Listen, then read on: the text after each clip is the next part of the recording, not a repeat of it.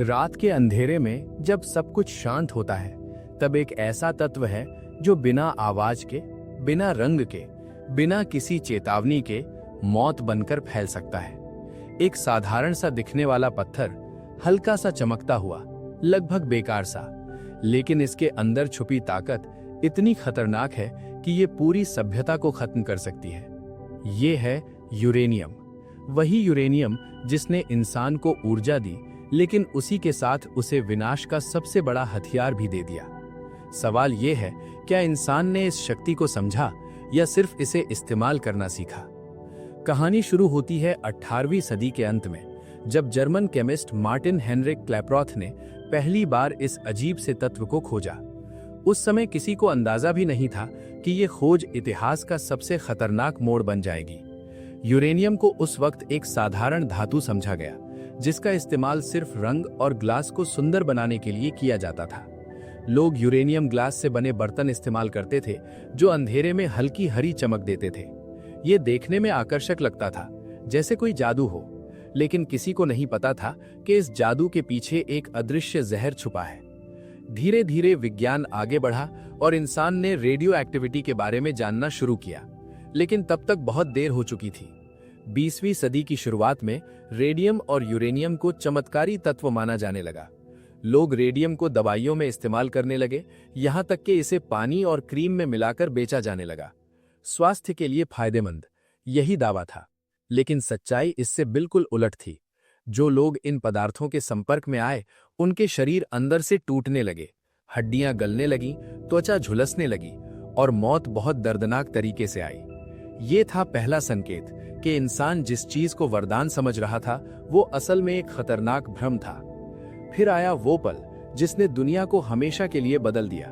1939, जब वैज्ञानिकों ने पाया कि यूरेनियम के परमाणु को तोड़ा जा सकता है और इस प्रक्रिया में निकलने वाली ऊर्जा किसी भी कल्पना से परे थी।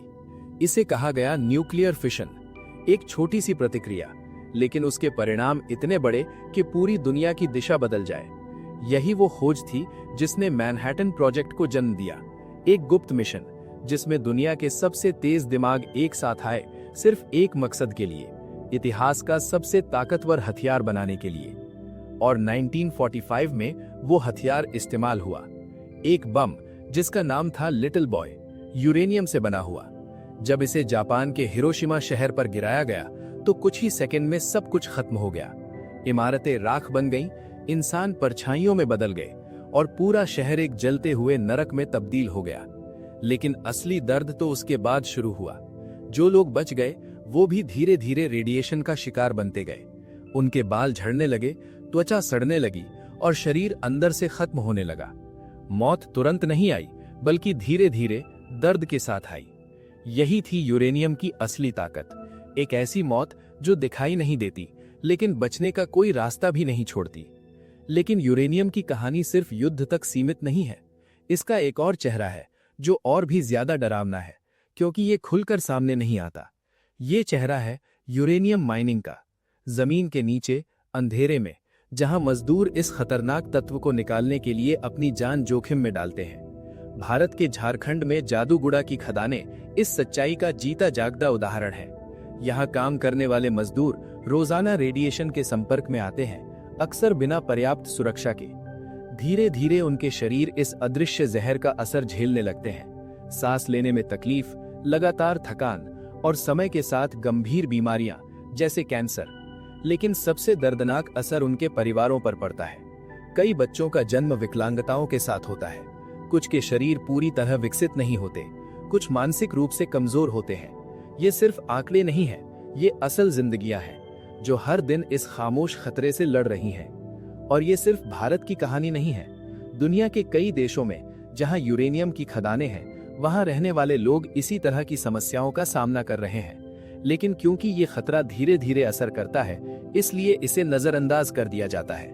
कोई बड़ा विस्फोट नहीं होता, कोई तात्कालिक खबर नहीं बनती, लेकिन मौत धीरे धीरे हर जगह फैलती रहती है। अब बात करते हैं उस चीज की जिसे अक्सर यूरेनियम का सबसे सुरक्षित उपयोग कहा जाता है, न्यूक्लियर एनर्जी। कहा जाता है कि यह साफ ऊर्जा है जो प्रदूषण नहीं फैलाती, और ये बात कुछ हद तक सही भी है। लेकिन इसके पीछे छुपा हुआ सच बहुत कम लोग जानते हैं।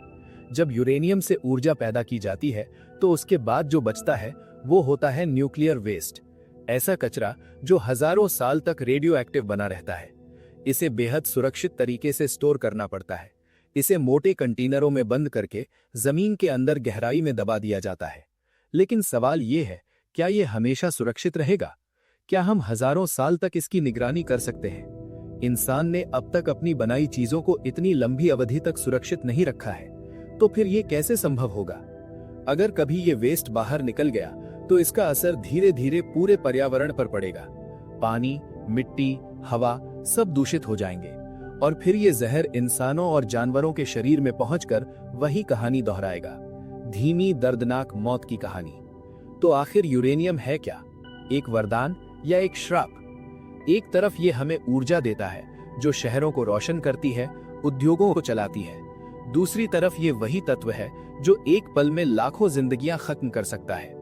ये हमें शक्ति देता है, लेकिन उसी शक्ति के साथ एक बहुत बड़ी जिम्मेदारी भी देता है। शायद यूरेनियम खुद न तो अच्छा है न बुरा, ये सिर्फ एक संसाधन है, एक शक्ति है। असली सवाल ये है कि इंसान इसे कैसे इस्तेमाल करता है। क्या हम इसे समझदारी से इस्तेमाल करेंगे या फिर अपनी बनाई ताकत का शिकार बन जाएंगे? इतिहास हमें बार बार चेतावनी देता है, लेकिन हम अक्सर उसे नजरअंदाज कर देते हैं। और अगर हमने इस बार भी वही गलती दोहराई तो शायद अगली बार कहानी सुनाने के लिए कोई बचेगा भी नहीं। क्योंकि यूरेनियम सिर्फ एक तत्व नहीं है, ये इंसान की सबसे बड़ी ताकत और सबसे बड़ी कमजोरी दोनों का प्रतीक है।